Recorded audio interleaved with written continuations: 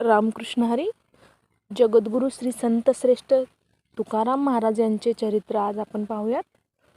संत शिरोमणी सद्गुरू श्री ज्ञानेश्वर माऊलींनी ज्या वारकरी संप्रदाय रूपी देवालयाचा पाया घातला, त्या मंदिराचा कळस म्हणून श्री तुकाराम महाराज शोभले. त्या श्री तुकाराम महाराजांचे चरित्र अफाट व अमृत सागरासारखे अतिविस्तीर्ण आहे. तरी पण त्या सागरातून मनुष्य जसे गरजेपुरते चुळकाभर अमृत घेते तरी तो अमर होतो, तसेच या महाराजांच्या विस्तीर्ण चरित्रातील आपण अल्पसा भाग पाहू. जगद्गुरू तुकाराम महाराजांचा जन्म श्री क्षेत्र देहू गावातील पुण्यपुरुष श्री विश्वंभर बाबाच्या 8व्या पिढीत झाला. देहू गाव हे पुण्यापासून 19 मैल व आळंदीपासून 9 मैलावर आहे. स्वर्गाचा राजा इंद्र याला शापमुक्त करणारी श्री ज्ञानेश्वर माऊलींच्या चरणस्पर्शाने पुनीत झालेल्या इंद्रायणी नदीच्या कुशीत वसलेले याच देहूगावी विश्वंभर बाबा हे श्रेष्ठ हरिभक्त राहत होते. ते नियमितपणे पंढरीची वारी करीत, तसेच ते भजन कीर्तन प्रवचनाच्या श्रवणाचा लाभ घेत. ते अतिश्रद्धापूर्वक श्री पांडुरंगाची भक्ती करत असत. ते शुद्धाचरणी होते, त्यामुळे गावातील लोकांचे प्रेम त्यांनी चांगले संपादन केले. ते न चुकता श्री क्षेत्र आळंदीसह श्री ज्ञानेश्वर महाराजांच्या समाधी दर्शनाकरता जात असत. पुढे वृद्धापकाळामुळे ते एका पंढरीच्या वारीला जाऊ शकले नाही, म्हणून त्यांना अतिशय दुःख झाले. तेव्हा पांडुरंगाने त्यांना दृष्टांत दिला की मी तुझ्याकरता देहूगावी येत आहे. तुझ्या शेतात आंब्याच्या झाडाखाली जेथे तुळस, फुले, बुक्का, हळदी कुंकू दिसेल तेथे मला शोध. नंतर विश्वंभर बाबा गावातील मंडळींना घेऊन श्री पांडुरंगाचा शोध घेण्याकरता शेतात गेले. तेथे त्यांना श्री विठ्ठल रुक्माईच्या मूर्ती सापडल्या. मग सर्व मंडळींनी वाजत गाजत त्या देहू गावात आणल्या. यथायोग्य उपचार करून त्या मूर्तींची मंदिरात स्थापना केली. त्याला आज 650 वर्षे झाली. देहू गावी आजही त्या आपणास दर्शन देण्याकरता उभ्या असलेल्या पाहावयास मिळतात. विश्वंभर बाबाच्या हरिभक्तीचा परिणाम त्यांच्या धर्मपत्नी सौ आमाबाई यांच्या मनावरही चांगलाच झाला होता. सौ आमाबाईपासून विश्वंभर बाबांना 2 मुलगे झाले. ज्येष्ठ हरी व लहान मुकुंदा. ही 2 मुले लहान असतानाच विश्वंभर बाबांचे देहावसान झाले. नंतर मातोश्री आमाबाईंना अति कष्टाने आपल्या 2 मुलांचे योग्य रीतीने पालनपोषण करून दोन्ही मुलांचे विवाह केले. विवाह झाल्यानंतर हरी व मुकुंदा हे दोघेही भाऊ थोड्याच कालावधीत सैन्यात भरती झाले आणि त्यातच त्यांचा अंत झाला. मग मुकुंदाची पत्नी त्यावेळी अपत्यहीन असल्यामुळे तिने आपले उर्वरित आयुष्य हरिभक्तीतच घालवले. आणि हरीची पत्नी विठाबाई त्यावेळी गरोदर होती. तिला मुलगा झाला. त्याचे नाव विठोबा ठेवले.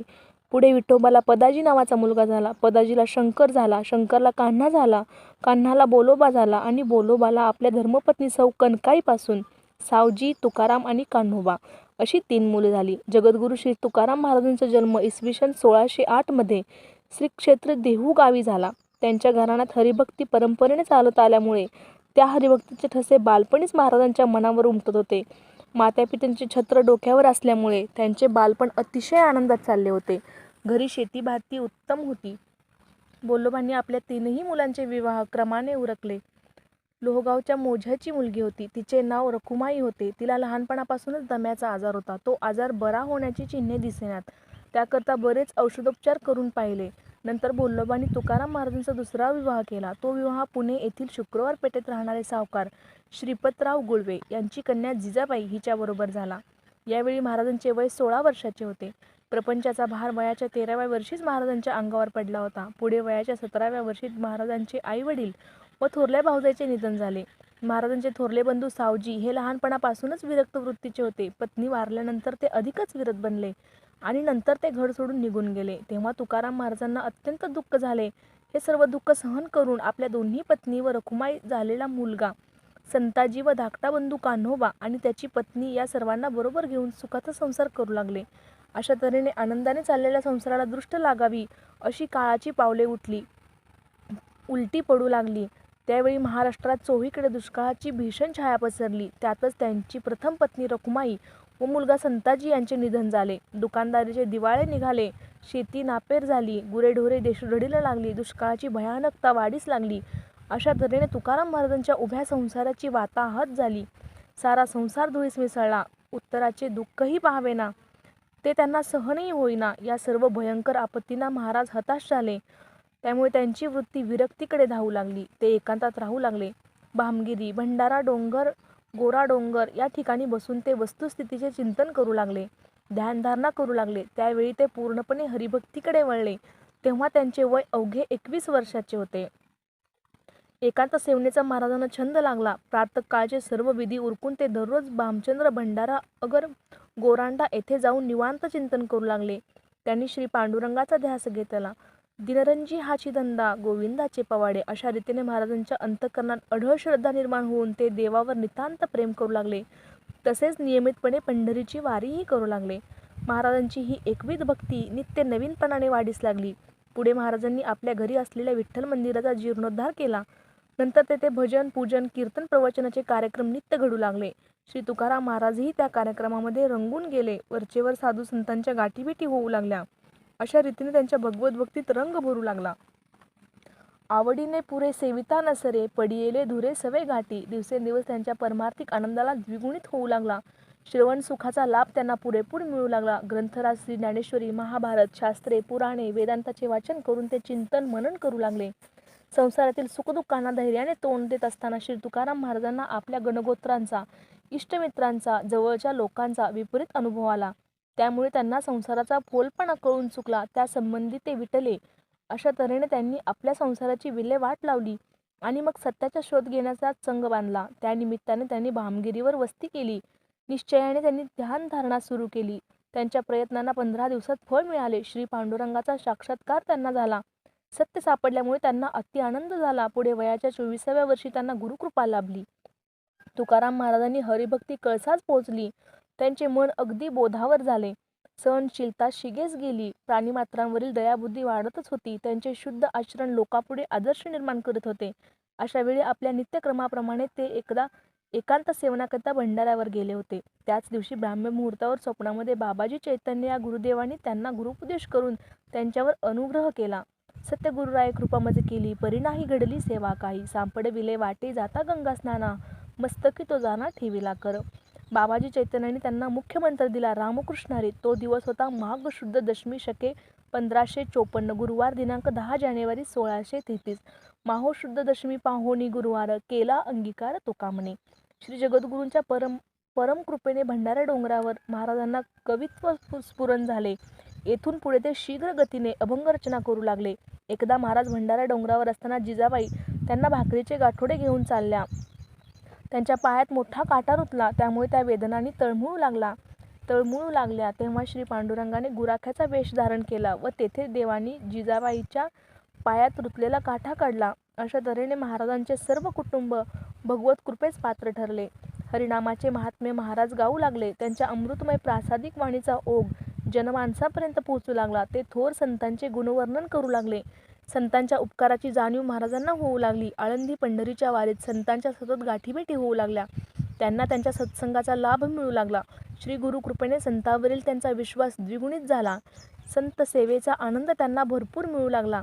आपले हित त्यांना कळू लागले. देवप्राप्तीचा मार्ग त्यांना सापडला. आपले सर्वस्व त्यांनी देवापाशी संतापायी अर्पण केले. आपल्या सकळ देहभावाने ते श्री पांडुरंगाला आळवू लागले. सत्य जगापुढे मांडू लागले. कीर्तन सांग होय अंग हरिरूप. याप्रमाणे तुकाराम महाराज आपल्या स्वतंत्र अभंग रचनेच्याद्वारे कीर्तन करू लागले. त्या निमित्ताने ते चहूकडे हिंडू लागले. आपल्या अमोघ वाणीचा लाभ ते सर्वांना देऊ लागले. आपल्या कीर्तनातून ते मानवी जीवनाचा अर्थ समजावून सांगू लागले. लोकांचे हित कशात आहे हे स्पष्ट करू लागले. थोतांडावर सोंगा ढोंगावर ते कोरडे ओढू लागले. सत्य असत्याचे विचार ते जगापुढे मांडू लागले. त्यांच्या कीर्तनातून वेदाचा अर्थ स्पष्ट होऊ लागला. त्यामुळे एकंत खाऊला हिताला बाध येऊ लागला. असे लोक महाराजांना अकारण द्वेष करू लागले. इतकी फजिती झाल्यानंतर मंबाजीने दुसरी एक युक्ती केली. ती अशी की मंबाजी बुवांनी काही ब्राह्मण मंडळीला हाती धरून त्या वेळचे धर्मपीठाधिकारी रामेश्वर भट यांच्याकडे श्री तुकाराम महाराजांसंबंधी एक तक्रार नोंदवली. रामेश्वर भट हे त्यावेळी वाघोली गावी राहत होते. सर्व मंडळींना बरोबर घेऊन मंबाजी वाघोली गावी गेले व तेथे जाऊन ती सर्व मंडळी रामेश्वर भटांना सांगू लागली की देहूगावचा तुकाराम हा शूद्र असून तो आपल्या कीर्तनातून वेदवाणीचा उच्चार करतो आणि विस्ताराने त्याचा अर्थ करून सांगतो व वेदांचे अंग उघडे पाडतो. तरी त्याला वेदवाणीचा उच्चार करण्यास आपण बंदी करावी. रामेश्वर भटांनी मंबाजी आणि आदी मंडळींचे म्हणणे मान्य करून तुकाराम महाराजांना ताबडतोब वाघोली गावी बोलावून घेतले आणि आपल्या समोर त्यांना कीर्तन करावयास सांगितले. त्यावेळी महाराजांनी वाघोली गावी कीर्तन केले आणि त्या कीर्तनातही तुकाराम महाराजांनी रामेश्वर भटांना ठणकावून सांगितले, घोटवीन लाळ ब्रह्मज्ञाना हाती, मुक्ता आत्मस्थिती सांडवीन तपोनिधाव अभिमान, यज्ञ आणि दान लाजवीन. अतियोगी रामेश्वर भटांना तुकाराम महाराजांचे हे परखड बोलणं ऐकून फारच राग आला आणि मग त्यांनी महाराजांना आपल्या अभंगरचनेच्या वह्या इंद्रायणीच्या डोहात बुडवण्याचा आदेश दिला. वास्तविक शांत चित्ताने विचार केला असता असे दिसून येते की तुकाराम महाराजांच्या अगोदर होऊन गेलेल्या श्री नामदेवराय, श्री सावता महाराज, चोखोबा महाराज आदी संतांनी अभंगरचना केली. ही सर्व संत मंडळी ब्राह्मणोत्तर म्हणजेच इतर हलक्या जातीतलीच होती. मग त्यांचे अभंग नष्ट करण्याचा आदेश तत्कालीन विद्वान ब्राह्मण पंडितांनी का दिला नाही? त्याचे कारण असे असावे की संस्कृत भाषेत असलेल्या गीता भागवतातील ग्रंथातील संस्कृत श्लोकाचा अर्थ मराठीत भाषेत सांगणारे अभंग रचना त्या संतांनी केली नाही, म्हणून ते संत वाङ्मय शिल्लक राहिले असे वाटते. जगद्गुरू तुकाराम महाराजांनी भगवद्गीतेच्या प्रत्येक श्लोकाचा अर्थ मराठी भाषेत अभंगरचना करून अत्यंत उत्कृष्ट रीतीने सांगितला. किंबहुना श्री ज्ञानेश्वर महाराजांनी ज्ञानेश्वरी जशी गीतेचा सुंदर अलंकार आहे, तशीच तुकाराम महाराजांची मंत्रगीता ही गीतेच्या श्लोकाचा अर्थ यथार्थ सांगणारी मराठी भाषेतील देदीप्यमान देणगीच आहे. हे मंत्रगीतेचे महाराजांचे अभंग पाहून रामेश्वर भटाचे पित्त उसळले आणि बाकीचे अभंग राहिले तरी चालतील, पण मंत्रगीतेचे सर्व अभंग प्रथम बुडवण्याची त्यांनी महाराजांना आज्ञा दिली. त्या आज्ञेचे पालन करण्यासाठी तुकाराम महाराज हे वाघोली गावाहून निघाले आणि मंत्रगीतेसह सर्व अभंग महाराजांनी इंद्रायणीच्या डोहात बुडवले. त्याप्रसंगी महाराजांना मरणाहून अधिक दुःख झाले. विरोधी मंडळींनी महाराजांची टर उडवली, पुष्कळ निर्भत्सना केली. तेव्हा महाराजांनी तेथे बसून प्राणांतिक उपोषण सुरू केले. रात्रंदिवस देवाचा धावा केला. 13 दिवस झाले निश्चंक करिता. न पवसी अनंता मायबापा, पाषाणासी खोळ घेऊनी बैसालासी, काय ऋषिकेसी झाले तुझ. अशा रीतीने दिवसामागून दिवस चालले. तुकाराम महाराजांनी अशा आज्ञा दिल्याप्रमाणे सर्व अभंग पाण्यात बुडवले की नाही ते पाहण्याकरता रामेश्वर भट हे वाघोलीचे पाटील कृष्णाजी बिनराया सावत यांच्या बैलगाडीतून बसून देहूला गेले आणि आपल्यासमोर तुकाराम महाराजांना आपले मंत्रगीतेचे सर्व अभंगांच्या वह्या दगड बांधून त्या पाण्यात बुडवावयास सांगितल्या. नंतर रामेश्वर भट वाघोलीस निघून गेले. वह्या बुडवून 13 दिवस झाल्यानंतर श्री पांडुरंगाने बालवेश धारण करून त्या सर्व वह्या पाण्यातून कोरड्या वर काढून तुकाराम महाराजांच्या स्वाधीन केल्या. त्या प्रसंगाने महाराज सद्गदित होऊन म्हणतात, उदकी राखिले कागद, चुकविला अनुवाद, तुका म्हणे ब्रीद साच केले आपुले. या घडल्या गोष्टीचा महाराजांना फार आनंद झाला. देवाला शिनविले म्हणून श्री पांडुरंगाने क्षमा मागितली. त्याच वेळी वाघोली गावी रामेश्वर भटांच्या सर्वांगाचा दाह सुरू झाला. तो काही केले थांबेना. शरीराची आग कोणत्याही उपायाने कमी होईना. तेव्हा रामेश्वर भट आळंदीस आले आणि अंगाची आग थांबावी म्हणून त्यांनी श्री ज्ञानेश्वर माऊलींच्या चरणी धरणे घेतले. मग श्री ज्ञानेश्वर महाराजांनी रामेश्वर भटांना स्वप्नात जी हकीकत सांगितली त्यासंबंधी ते म्हणतात, श्री ज्ञानेश्वरे मज केला उपकार, स्वप्नी सविस्तर सांगितले. तुका सर्वश्रेष्ठ प्रिय आम्हा थोर, काजो अवतार नामयाचा. यात श्री ज्ञानेश्वर महाराजांच्या आदेशाप्रमाणे रामेश्वर भट ताबडतोब देहू गावी गेले. तेथे जाऊन त्यांनी पूर्ण शरणागती पत्करून तुकाराम महाराजांच्या पायावर लोळण घेतली.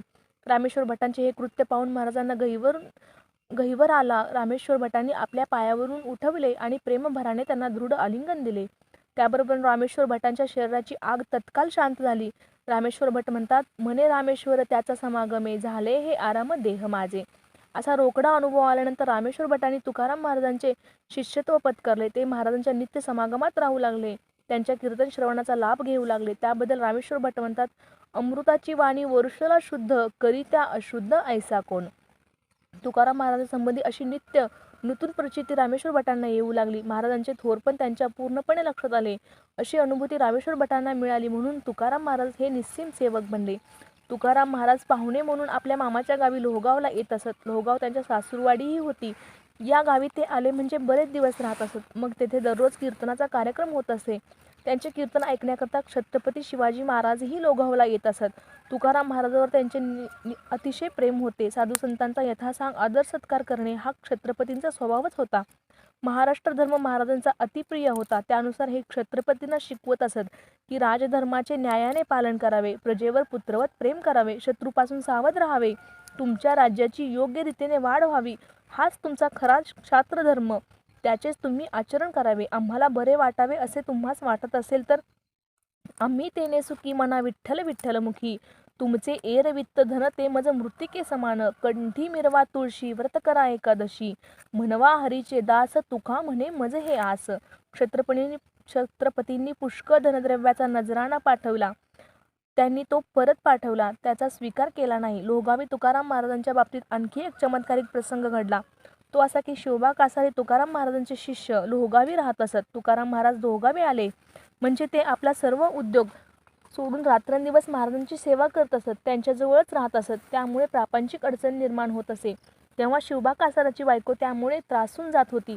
तिने एक दिवस असे ठरवले की तुकाराम महाराजांची खुडकी जिरवायची, ते पुन्हा लोहगावी येऊ नयेत. त्याप्रमाणे तिने आपल्या पतीकरवी तुकाराम महाराजांना अंघोळी करता घरी बोलावून घेतले आणि अत्यंत कडक उकळते पाणी तिने तुकाराम महाराजांच्या उघड्या अंगावर ओतले.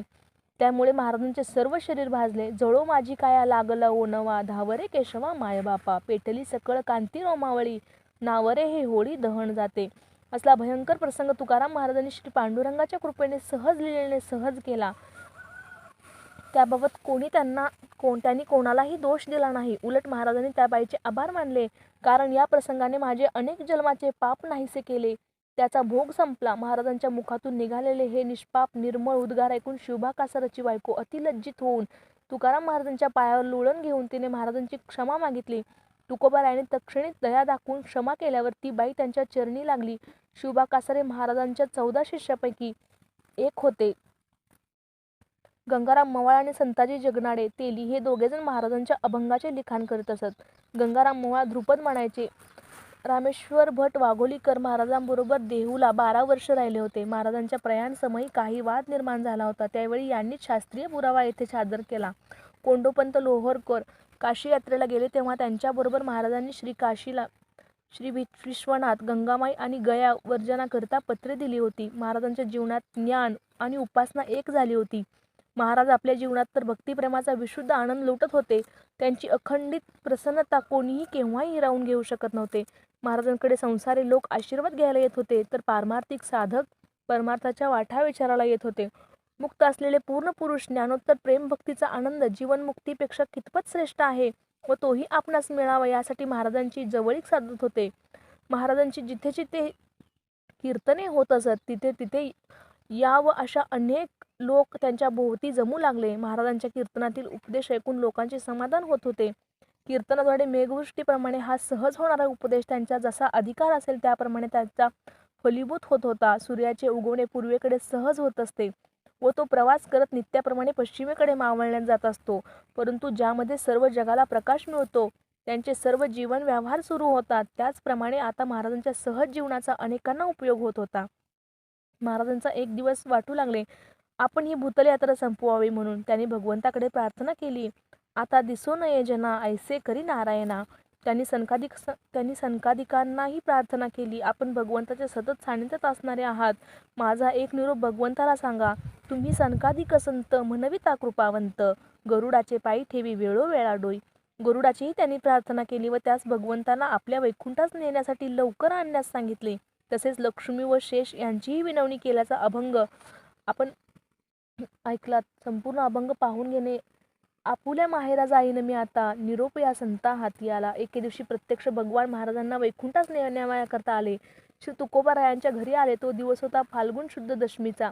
त्रिभुवनाचा स्वामी घरी आला. महाराजांनी जिजाबाईस कण्या शिजवण्यास सांगितल्या. भगवंताबरोबर महाराजांनी कण्या आनंदाने सेवन केल्या. त्यात विशुद्ध प्रेम असते. दररोज महाराज पांडुरंगाच्या मंदिरात कीर्तन करत. तुकोबारायांची ती प्रासादिक ओघवीत वाणी आणि ती द्वारे स्वानुभवामृतामध्ये घोळलेले सिद्धांत श्रोत्यांच्या कानावर पडत होते. त्या श्रोत्यांच्या भाग्याची परिसीमा किती अमर्याद असेल. याप्रमाणे दररोज महाराजांची कीर्तने देऊस होत होती. एके दिवशी महाराजांनी सर्वांना सांगितले, आता आम्हाला वैकुंठात जाण्याचे आहे. आम्हाला नेण्यास प्रभू आले आहेत. मला निरोप द्या. सर्व मंडळींना 2 दिवस राहण्याचा आग्रह केला. त्याप्रमाणे महाराजांनी फाल्गुन शुद्ध पौर्णिमा व प्रतिपदा या दिवशी लोकांच्या आग्रहासाठी राहिले व फाल्गुन शुद्ध बीजे दिवशी वैकुंठात जाण्याची तयारी केली. देहूगावी गोपाळपुऱ्यामध्ये पिंपरणीच्या झाडाखाली कीर्तनाची तयारी झाली. महाराज कीर्तनास उभे राहिले. भोवती 14 टाळकरी अभंगाची साथ देत होते. सोनबा ठाकरच्या मृदुंगाचा ध्वनी त्या अभंगाची गोडी वाढवत होता.